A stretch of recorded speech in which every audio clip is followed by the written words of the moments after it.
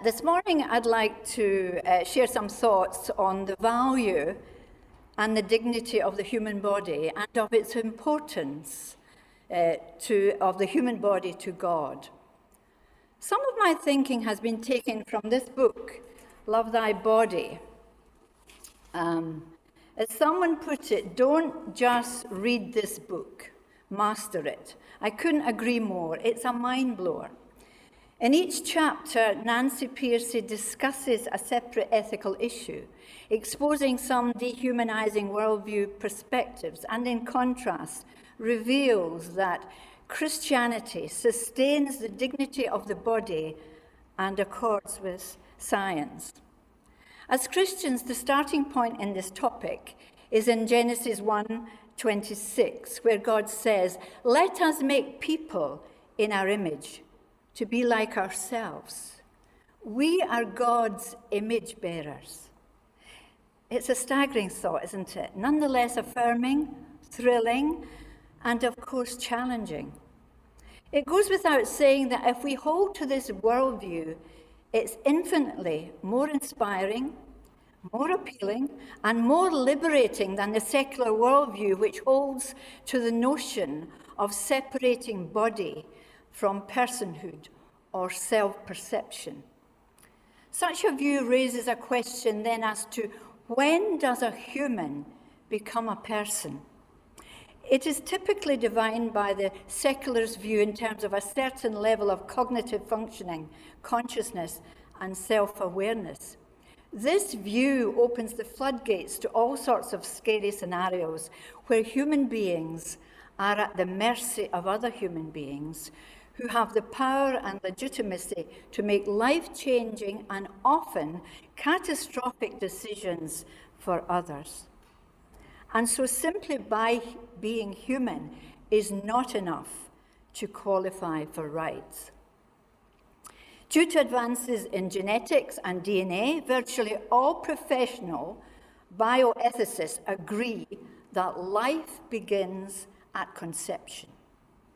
That minuscule life is then capable of developing in a seamless continuum from fertilization, gradually unfolding potentials that were built into it at the moment of conception. In the Christian worldview, everyone who is human is a person. The two can't be separated. This avoids the radical devaluation of human life. The Bible proclaims the profound value and dignity of the material realm, including the human body, as the handiwork of an extravagant and loving God. This thought is captured so beautifully in the much-quoted Psalm 139, verse 13 to 16. "You made the delicate inner parts of my body and knit me together in my mother's womb. Thank you for making me so wonderfully complex. Your workmanship is marvelous. You watched me as I was being formed in utter seclusion, as I was being woven together in the darkness of the womb." As an expectant mum, I was utterly overwhelmed by the privilege and the enormity of what was happening inside me. And as I experienced the delight of movement, reality struck. I was carrying another person. With each pregnancy, I was brought a little closer to my Creator and caused to worship as I experienced the miracle of new birth. Now, as a grandmother of a 2 and 2 expected, although in a different way, I'm reliving the wonder of human development. I never seem to tire of watching over and over again video clips of the antics of our 4-year-old and almost 2-year-old. Lockdown has its compensations. I learned an amazing fact the other day from this book, Love Thy Body. Scientists recently discovered that when sperm meets egg, an explosion of tiny sparks comes from the egg at the exact moment of conception. Scientists have captured these astonishing fireworks on film.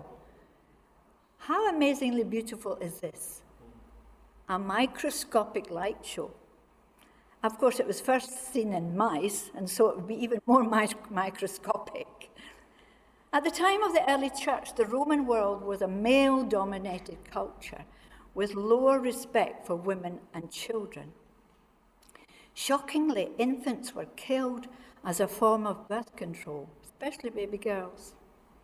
The Christian church stood out for its high view of women. Jesus taught and modeled a radical equality for women with men, and he shocked his contemporaries by treating children as equally valuable. See that you do not look down on one of these little ones. Whoever welcomes one child like this in my name welcomes me. Matthew 18:10. It's little wonder then that women were attracted to Christianity with its radical views on all of humanity, making a stance against the traditions of the day. Perhaps we need to recover an appreciation of the uniqueness of the Christian worldview in relation to the value placed on every human life. But what really set Christianity apart in the ancient world is the incarnation, the claim that the Most High God entered into the realm of matter, taking on a physical body, broke into history as a baby born in Bethlehem. The Word made flesh and dwelt among us. That's John's Gospel, chapter 1, verse 14. Ultimately, it was Jesus' life and death that destroyed the notion that the value of life depends on social status. After all, the God who made heaven and earth humbled himself to become a child. He lived a life of poverty and weakness, then submitted to death, even death on a cross. It was the cross of Jesus Christ that was, to the Greco-Roman as well as to the Judeo cultures, Christianity's greatest scandal.